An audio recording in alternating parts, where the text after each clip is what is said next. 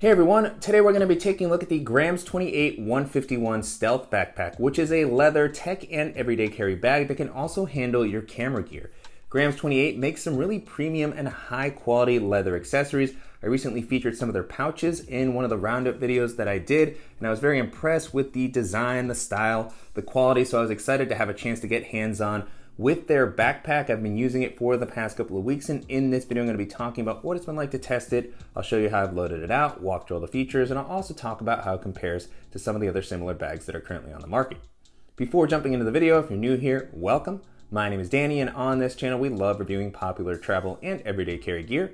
If you like these types of videos and you'd be interested in seeing more, please consider subscribing as it helps the channel out a lot.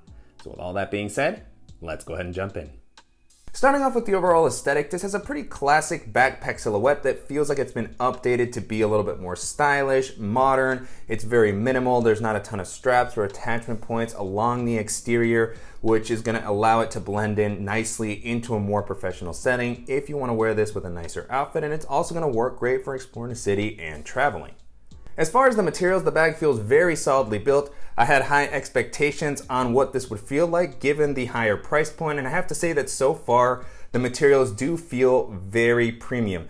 The exterior is a full grain Italian leather that feels fantastic. I've used a couple of different leather bags over the years, and this definitely feels a couple of steps above the other ones that I have tried out, which I imagine, definitely brings up the cost of the bag. So absolutely fantastic. This feels like something that's going to be with me for many, many years to come. I'm guessing there's going to be some awesome patina that builds up as I use it more and more. The weight of the bag comes in at almost 4 pounds, I believe, so it's a little hefty, which again is common with some of the other leather bags that I've used. Beyond that, you have, some really nice kind of accenting here with this buckle on the front, so feeling very durable there. You have the leather zipper pulls, and then the zippers don't appear to be YKK, but they have worked very smoothly, reliably so far. I haven't noticed any issues, and you have some additional protection on the zipper for the laptop compartment, which is always nice. Continuing along the outside of the bag, there's no external water bottle pockets, which didn't really surprise me just given the style and aesthetic of the bag. I'm always a little bit sad about that, but I guess it kind of makes sense with the overall vibe that they were going for. On the front, you have a really subtle logo. You have the Grams 28 along with the bag name and something that looks almost like a serial number. And then you have a couple of really nice handles. You have one at the top, which is the same sort of leather material, nice amount of distance here, very easy to pick this up off the ground. And then you have a handle on the side that's going to allow you to carry this like a briefcase if you don't want to wear it on your back. You have some really good kind of rivets here, so everything again continuing to feel really durable, premium. You only have a handle on one of the sides, but that's still nice to have that. And then one last thing to call out while we're talking about the exterior is that the bag does stand up quite well on its own. It holds its shape, and so whether it's completely full or not quite as full, so far whenever I've placed it down next to me, I'm confident that it's going to stand up, that I can reach down, grab whatever I need without having to worry about it tipping over very easily. As far as the capacity, the bag comes in at about 21 liters, which is a really nice size in my opinion for everyday usage. It gives you a good amount of capacity without feeling overwhelmingly big or bulky. And then I like that even when the bag is packed out, it maintains a pretty slim profile, which made it great for navigating crowded areas, jumping onto public transit, and carrying onto pretty much any domestic or international airline. Taking a look at the harness system, so far the bag has been surprisingly comfortable to wear. I like the amount of padding that's provided here. Oftentimes with other leather bags that I've used in the past, the straps tend to be a little bit thin. They don't have a lot of padding, and so I was really surprised and happy to see just how padded these were. On the inside and on the outside, you have the leather fabric, so it doesn't have the breathability that you would expect to find from an air mesh or some of the common modern styles of bags, but as far as the comfort of the padding, it's actually felt quite nice. The width of the straps is also pretty good considering the size of the bag. So when it's packed out, it doesn't feel like it starts to dig into your shoulders. I imagine if you carry a lot of camera gear for a longer period of time throughout the day, I maybe wish they would have been a little bit wider, but regardless, so far they felt really nice. And then there's no sternum strap or ability to add one necessarily, which I think works fine for this size of bag. And then at the top, you can see that the straps have the same sort of riveting system that we saw on the handles. So again, just feeling very premium, durable. This is the type of thing that often feels like it's going to be one of the first areas that can fail on a bag, and so this just inspires a lot of confidence. The straps are fairly close together, which isn't something that really bothered me, but that might be something to consider if you've had issues with that with other bags in the past. And then as far as the back paneling, this has also been pretty comfortable. It's not as padded or breathable as some of the modern bags, like an Air backpack, which I tend to like, but again, I just feel like that comes with the territory with this style of bag. So overall, it feels fine. It is going to lead to a lot of sweat if you're wearing this on a hotter day, so that's something to be prepared for. And then you do have a nice luggage pass-through here that's going to allow you to rest this on a suitcase while traveling to save some weight on your back. I really like the orientation here to allow you to stand the bag up versus placing it on its side. And then the last thing I'll call out while we're on the back paneling is that you have a zippered pocket here that's going to allow you to store something a little bit more sensitive, like a passport, your wallet. At the moment, I just have a little notebook in there, but nice amount of space here, and that'll be something that stays a little bit more hidden to keep your stuff protected from pickpockets. Jumping into the organizational options, the bag has a pretty minimal layout. On the exterior, you just have one quick access pocket on the front that's secured with this Cobra style buckle. It's got a little bit of adjustability. This is a pretty interesting system. I haven't used these types of buckles that much so far. It's worked well. It feels very secure. I know these are quite popular. I actually think I prefer a fidlock buckle a little bit more, just because feels difficult to close this with one hand. Even though it's cool, it works well. I do like magnets because it just makes it a little bit quicker. So that's just personal preference though, nothing against the bag, and it does give it a premium feel. And this pocket is pretty simple. It's just a nice area to be able to store some of the items that you're grabbing a little bit more regularly. So it has some volume to store items like portable battery. I also have a USB-C cable to charge my tablet, my phone, and then I have my Apple AirPods in here.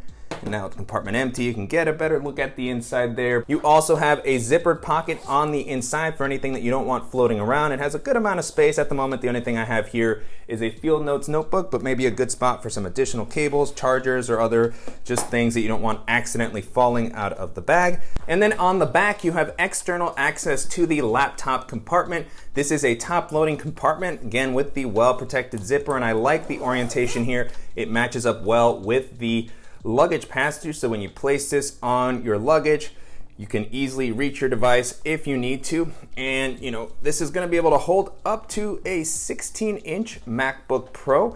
Now I will say that an older, bulkier laptop like my Acer one is going to struggle to fit in here, but you can see that a 14-inch MacBook Pro fits very easily, and there's leftover space at the top. The compartment itself feels padded on all sides. It doesn't seem to have a false bottom, which I'm always sad when bags don't include that, as it just provides a little bit of additional protection, but the bottom of the bag does feel like it has some padding, a little bit more than what I saw with the Toomey Brief Pack, which also didn't have the false bottom, and it also just didn't feel like there was a ton of padding. So this feels a little bit better, but still would have really liked to have seen the false bottom, especially with premium bags. I'm expecting premium protection for my laptop, but the sleeve on the front feels really thick and padded. And then pulling my device out, now with the compartment empty, you can get a better look at the inside. It does come up a decent amount, so if you wanted to add a case to your laptop to give it some additional protection, you should be able to do so. But with the amount of padding that's offered here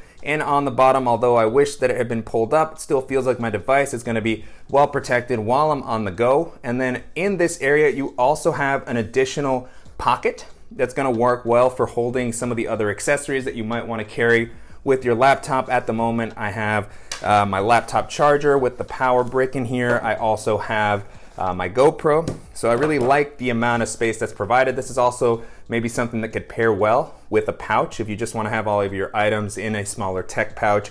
I know Grams 28 has some small ones that are meant to fit in here. I also have some small ones that can work well. But for me, as I was testing this bag out, it just felt simpler to include the laptop charger and those other items in there.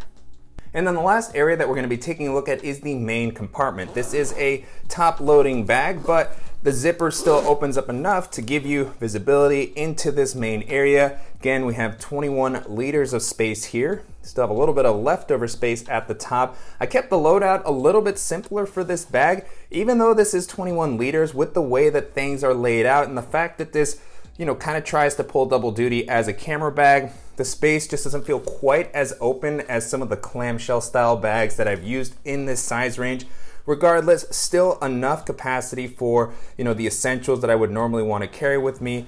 And, I could place an extra jacket in here, an additional pouch. But diving into the items that I currently have, first up, I have the water bottle that I've been using lately, the Memo Bottle Slim that I featured in a few videos. I just love the style of that, and it doesn't take up a ton of space, particularly, there's no external water bottle pocket, so it just slides in nicely with all my other items. Then I also have the Evergood Civic Access pouch, 1 liter, and I have the Grams 28 Essentials case here, which I featured in a recent roundup video. This is a really solid tech pouch, great organization, a lot of capacity. It also doubles as a sling bag, so make sure to check out the video where I featured that one. And then on the inside here, you have some additional organization at the bottom, a couple of different sections here. So you have these sleeves or slip pockets that feel pretty well padded. There's soft lining on the inside there, which is why I actually placed my tablet, just to be able to reach it a little bit easier. And then you have a slip pocket on the back, which probably could have also worked for the tablet. But the interesting thing here, really more so, in addition to having just this built-in organization, you have slip pocket there, you have a slip pocket there, but you have a couple of dividers included with the bag, which are going to allow you to configure it as a camera bag. And these dividers feel really, thick, premium, protective, and then you can place them onto the inside here, and you'll be able to store, your camera body, a lens or two, and you'll have, a very subdued, versatile camera bag. So this doesn't look like a camera bag at all, but you essentially have a built-in camera cube if you want it, which I think is pretty cool, especially if you're somebody who doesn't carry that much camera gear. You just need to protect a couple of things. I think this is a big value for the bag.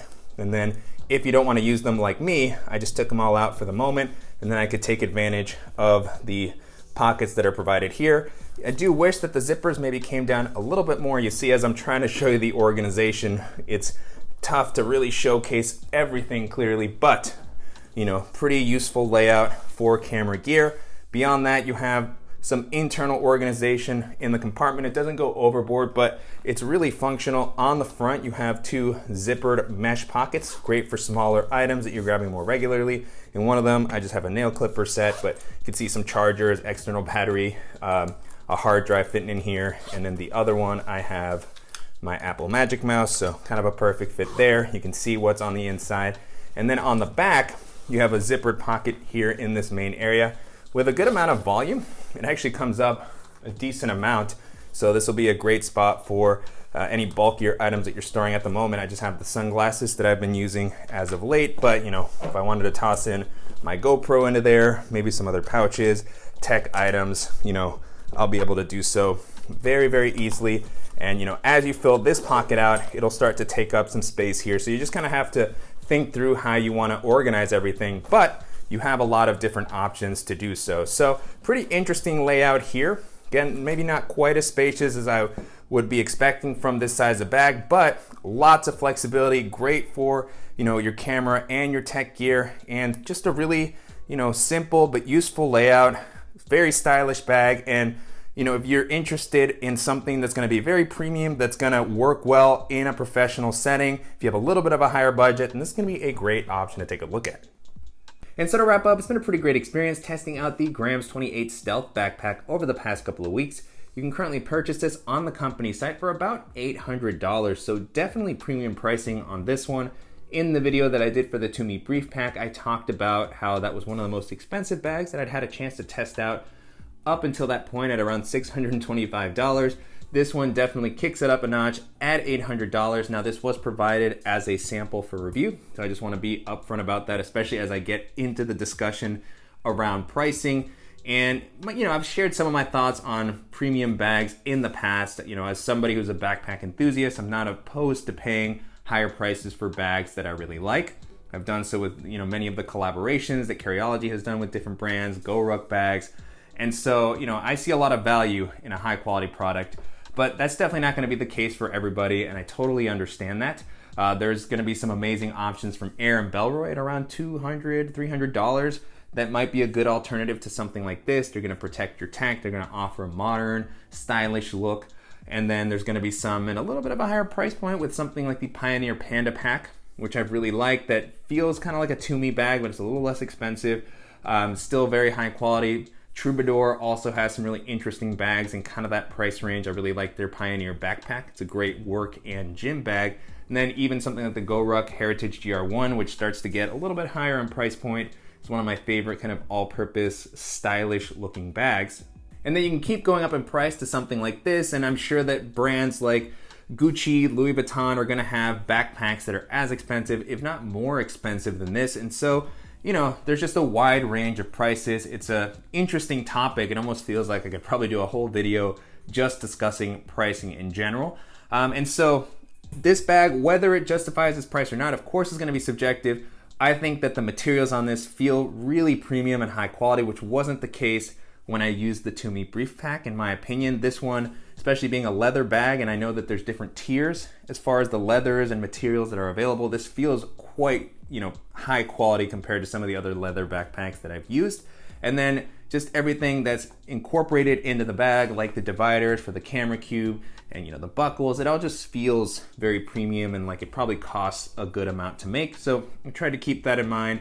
And for people who are into this type of product and who need a versatile bag that can handle travel, can handle your tech, can handle your camera gear, I think there's a case to be made for the pricing. But as I mentioned, there's some other great alternatives that might be worth taking a look at as well. So very curious to hear your thoughts on the bag and the pricing. And if there's other luxurious brands that you've tested out, definitely be curious to hear your experiences with those. And if you have suggestions for bags in that category that I should check out, let me know. And I want to thank Grams28 for sending the bag for me to test out, and to you guys for watching and supporting the channel. If you enjoyed this video, please give us a like. And if you haven't already, make sure to subscribe so you don't miss any upcoming videos, and we'll see you in the next one.